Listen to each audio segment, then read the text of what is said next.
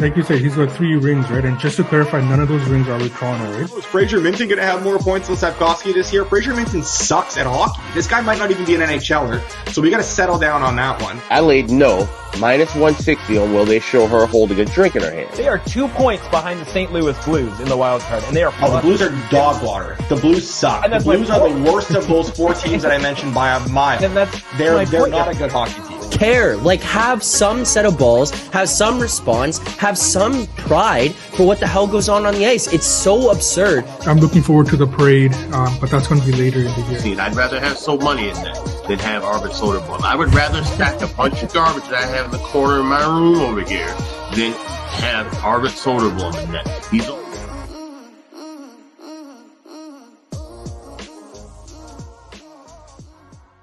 May 10th, welcome back to Edgework, presented by Pinnacle. I'm Zack Phillips, joined here today by Matt Alber. So Money Sports. We'll be breaking down the 2 games ahead of us on the NHL schedule tonight. We'll be touching on last night's games that took place. The Rangers taking a 3-0 series lead. The Dallas Stars tying that series back up there. So we'll break all that down. We will answer questions from the chat as well. But before we can get into any of that, I want to remind people, if you haven't already, you should be signed up at Pinnacle Sportsbook. Pinnacle is the world's sharpest sportsbook in business for 25 years. You can find out what professional bettors have known for decades. Pinnacle is where the best bettors play.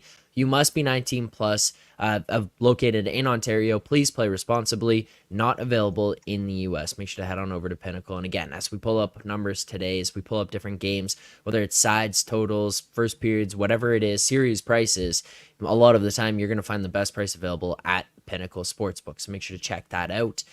As well, you can sign up for draftparty.net. Find the link in the description. It's not too late to sign up. Get in on the fun, answer the NHL trivia questions, see how you stack up against your friends, other competitors out there, or us here on the Edgework show. So make sure to sign up for that. You can find the link in the description of the show here today.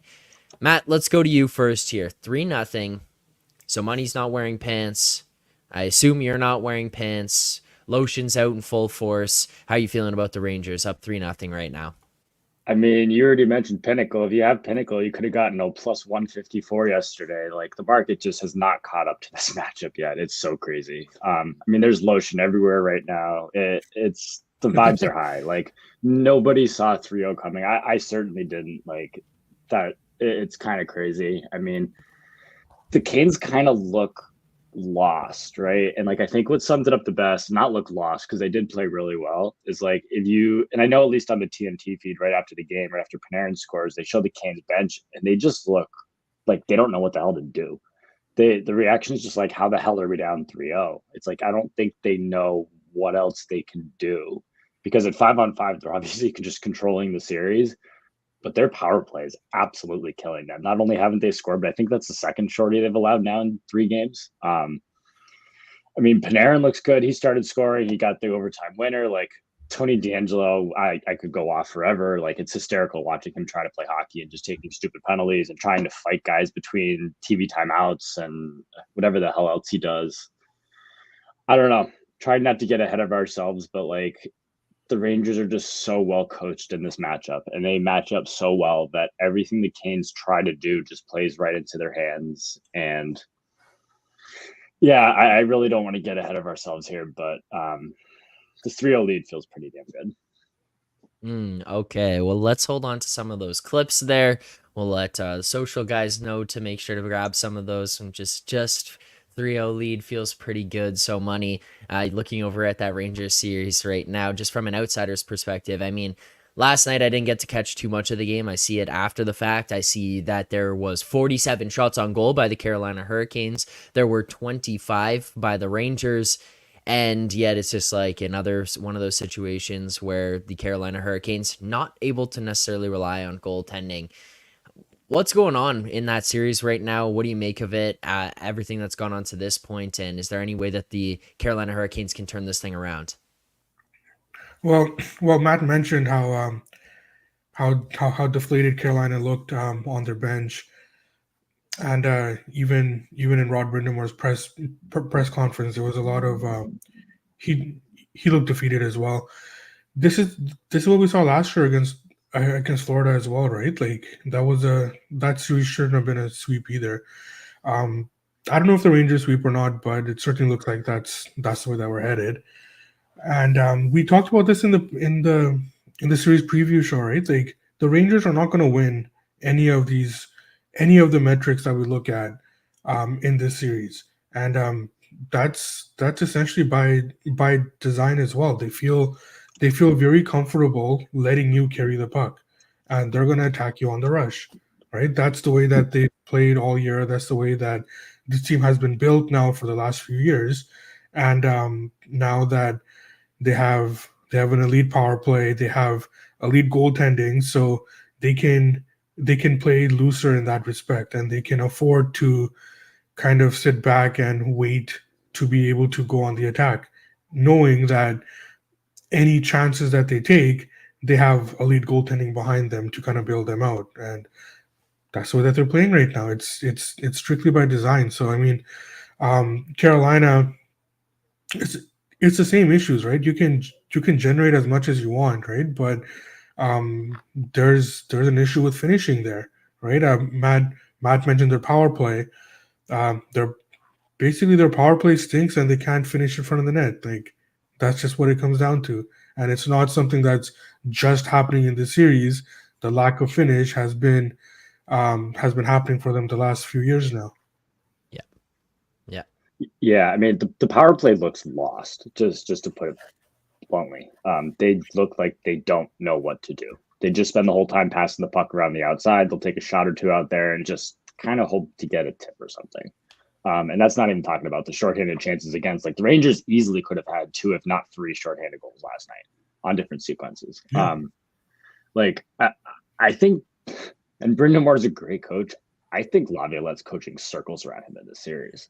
Like Laviolette talked about it like in his post-game presser about just like, yeah, the Canes had a lot of shots. So like if you're not really watching the games and you're kind of just looking at that, it probably makes you think this is very similar to the series 2 years ago where the Canes did dominate. He hasn't really had to. I mean, he's been stopping a lot of low quality chances, but it's not like they're getting all of this crazy number of high danger chances on him every night. Like he kind of talked about taking away a lot of the good chances, like just let them shoot from the outside, like and kind of trust your goalie.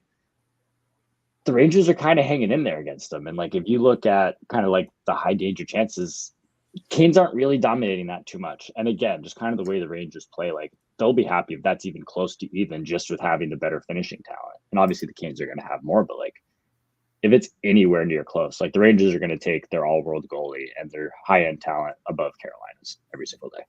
Yeah. Well, Alber, while I appreciate the input and the analysis of what's gone on in the series, I don't appreciate the slander on Rod Brind'Amour, the future head coach of the Toronto Maple Leafs. Once this thing wraps up 4-0, the Rangers move on, and the Canes sit there and say, you know what, maybe we should head in a different direction. And MLSE comes in over the top and just hands him a bag of money. That's the plan here for myself in Toronto, so I don't appreciate the Rod the Bod slander. But the series is not over. It takes 4 games to win a series. The Rangers have not won 4 games, therefore the series is not over. I'm pulling a Moretto from Leafs Bruins last round. Okay. The other game that took place last night, we'll touch on briefly before we get to the 2 for tonight, the Dallas Stars and the Colorado Avalanche there. We see Dallas win that game last night, 5-3, tie that series up. Now going to head into game 3.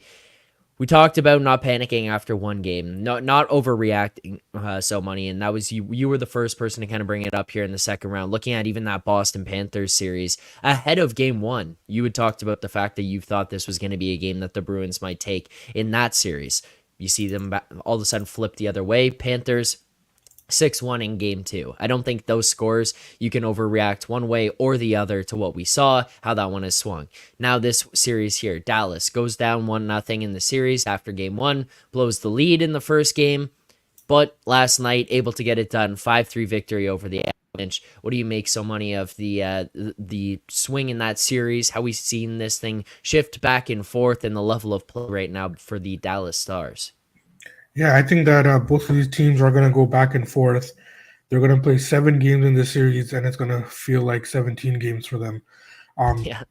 They're just going to go back and forth. I'm not surprised Dallas responded the way they did, and even during the game, you saw the Avs make a comeback as well. So, and I mean, if you're a Oilers fan or a Canucks fan, I mean, you look over to the series sometimes, right? But yeah, you want these teams to just kill each other, and like it does the way that series is being played.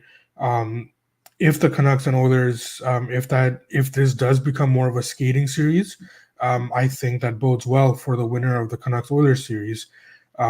If these two teams kill each other, especially a team like Dallas that does have a lot of kind of older players on their team, so it is going to be taxing on them more so moving. It's something to look out for, I think. But with these two teams, they're just going to kill each other, and that's great. Albert, based on the way that series has gone, the shifting back and forth now, even up as we go into 3, is this something you're monitoring for series prices? Do you got enough loaded up before this one's started? Like, what's your approach as this one's gone on? Yeah, so I didn't bet it before the series. I did bet Dallas after game 1. I think you kind of touched on it, but this is just going to be back and forth. And I know we talked about it a little bit Wednesday.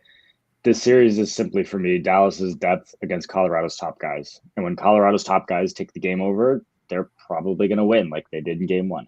When they don't, which they did not last night, Dallas is probably going to look like the far superior team like they did for a very large part of last night. Obviously, they sat back a little bit in the third with the 4-0 lead, and Colorado got back in it. But that's kind of how I see the series playing out.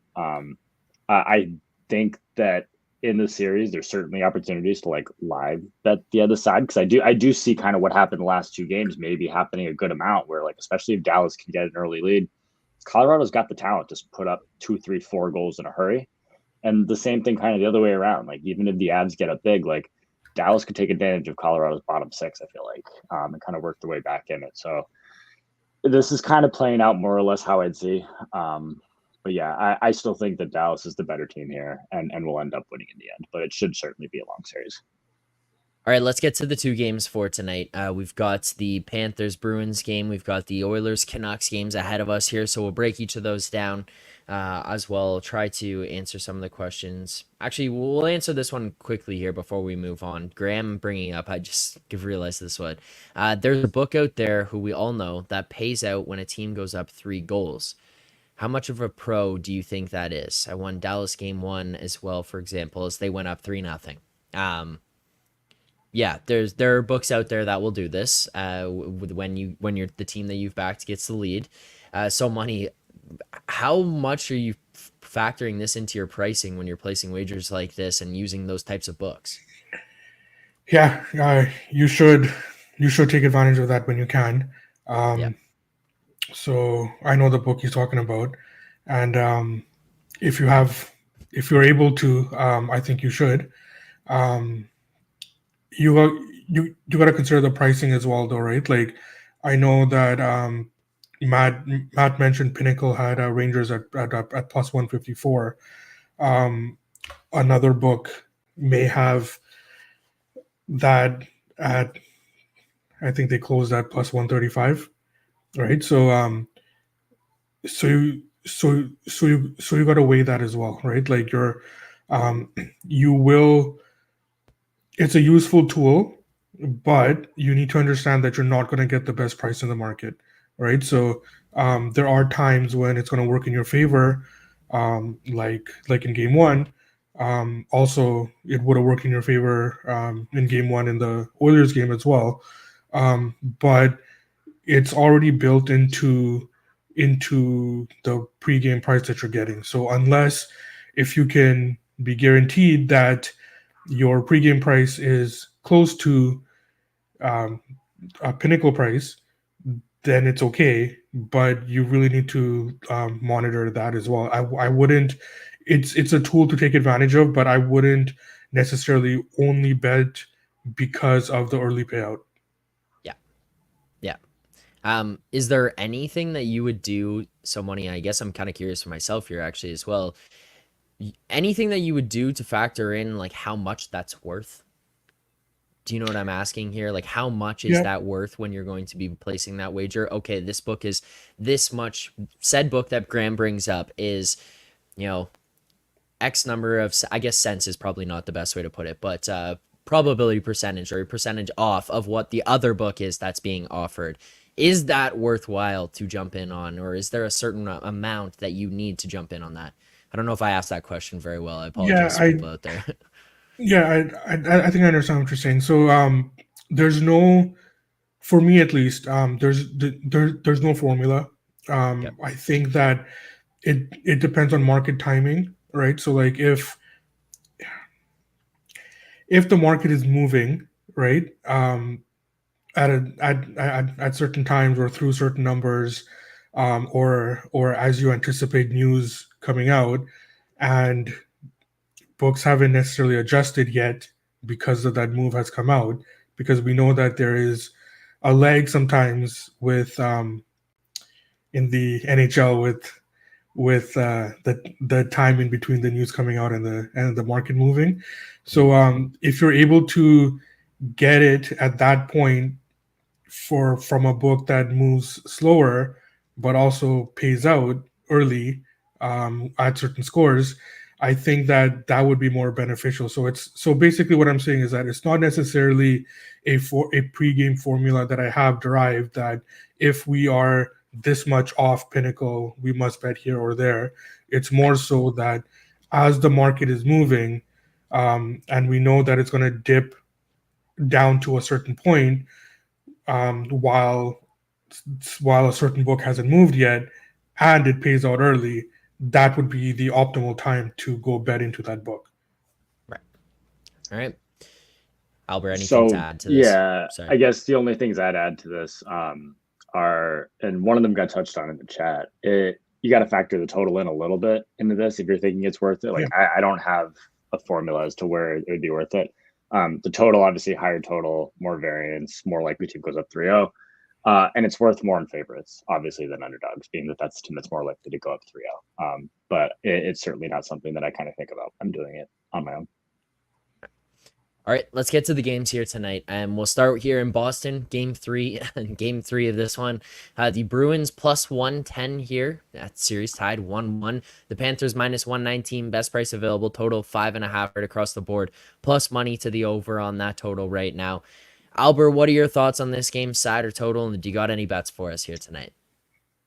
If I'm betting the side, it's the Bruins. I think it's very likely that they probably split these next two. So I'm probably playing them tonight and then running it back, frankly, hoping that they lose both and Florida wins to get the Bruins out of my life. But I have not played anything here.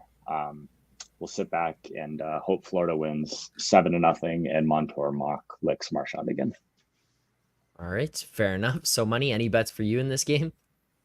Not yet, but I am monitoring the morning skate here. Boston's on their morning skate right now. Grizzly is on the ice. Yeah, so I'm sorry, no Grizzly on the ice. So I'm just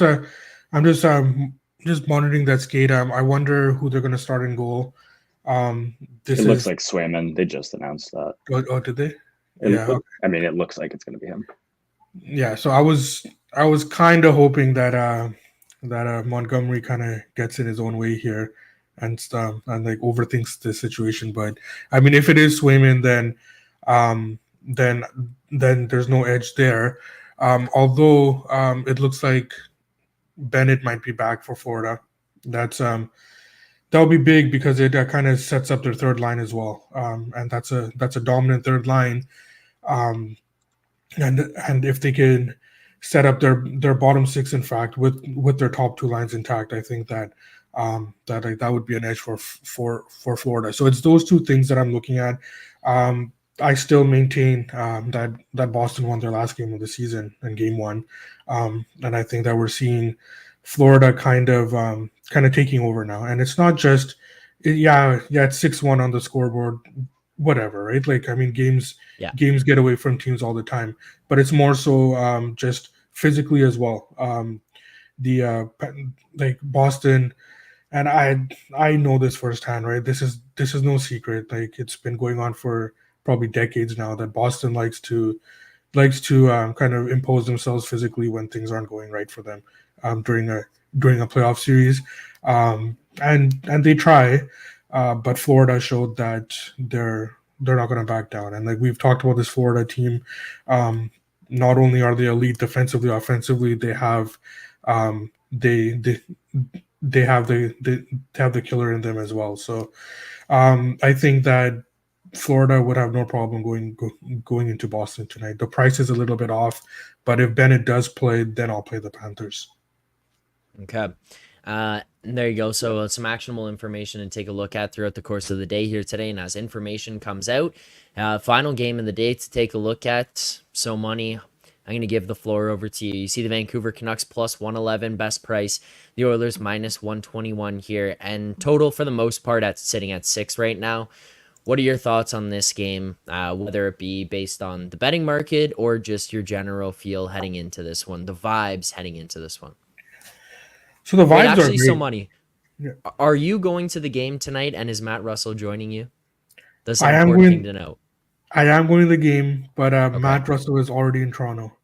Okay. Yeah. Okay. Well, So good, important to know. yeah. So I'll be going to the game.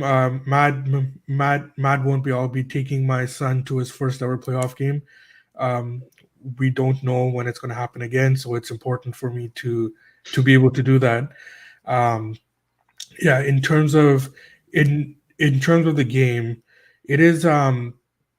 I'm a little surprised at the price adjustment here, because I think that we're seeing value actually on the Oilers, and I think after game one, my thoughts on the game were more slanted towards what the Canucks did as opposed to what what the Oilers did. So I do think that um, it would be unfair for me to kind of not talk about the Oilers as well. And I pride myself on being objective, even though I love the Canucks. I think it's important that we give both sides here, right? So in terms of the Oilers, I did mention that they were lucky kind of getting up 4-1, but the fact of the matter is that it was an NHL team that was up 3 goals. And it's only natural for anybody in that situation to kind of let their foot off the gas. And I think that the Oilers talked about that after the game, and it makes sense, right? Like I'm open to hearing that the Oilers lost that game because they took their foot off the gas, right? Like that will certainly make sense for me. What I'm interested in is that the Oilers came out strong in that first period. I did attribute that to the Canucks kind of coming off that Nashville series, playing a certain way, not kind of realizing that, hey, we can skate now, we can play real hockey. So they did look stuck in the mud there in the first period. So I'm kind of interested to see how the Oilers come out, if they're able to jump on the Canucks early again. And this time, if they do, I don't think if you're an Oilers fan, you're going to have to worry about them taking their foot off the gas. It's not going to happen again. So the Oilers do feel a little light to me. We obviously need to look at Draisaitl's status as well. I'm sure he's going to play, but especially if it's just a cramping issue. But I after I watched that game, the night when we came home, I was reading his lips, and he was telling the trainer that he was pointing to his back, and Yeah. he said the word back, and then he said yes right there, right? So I'm kind of interested to see where that goes. I highly doubt it was a cramping issue, just based on the way that he came out, skated gingerly, and then quickly got back out. So that's not indicative of a cramping thing. So got to keep that in mind as well. But right now the Oilers feel light, but we need to monitor Draisaitl's status as well. Do you have anything for us here in this game, Matt? Yeah, so I think he touched on a lot of it really well with kind of how the Canucks are going to be playing a very, very different style here than they did against Nashville. I know this is actually why, like, Rob kind of liked the over on Wednesday. I talked about liking the over as well. This just should be a completely different series in how it's played. I actually did bet the over again tonight, over 6 minus 115. Neither of these goalies looked very good, and that's honestly kind of a trend that I think may continue through this series, just with some of the top end scoring talent that both of these teams have. But also, like you kind of said, the Oilers kind of took their foot off the gas a little bit the other night, and frankly, they need a save. So I am pretty close to playing the Oilers as well. You kind of touched on the reasons why I think you have to wait. But like, especially if we know that Draisaitl's good to go here, like I do think I'll end up on this minus 121 at Penny. And also one other thing, we could see. I wouldn't be surprised if we saw Casey DeSmith in net.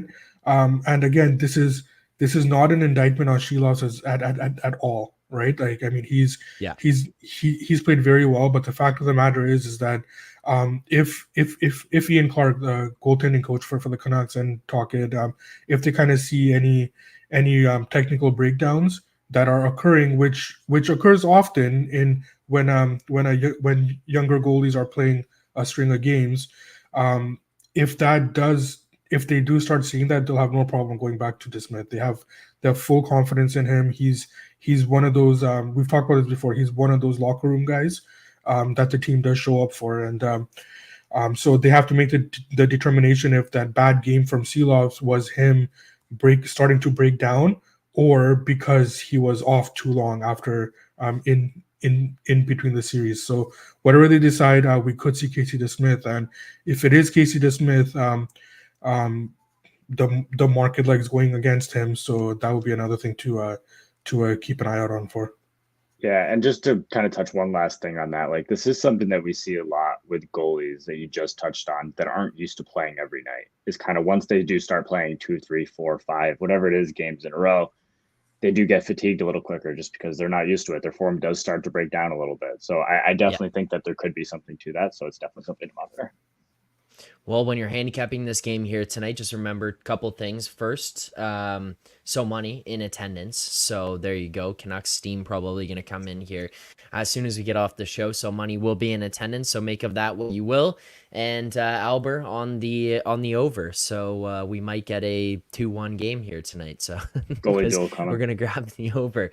We do have one bet here for today's show. That's all. You can find it in the BetStamp app in the Find Better section as Edgework HQ. If you do want to track these yourself, you can head on over there, see how we've done this year. If you want to look at time periods in the playoffs since a certain point, you want to look at this year, you want to look at last year, however you want to do it.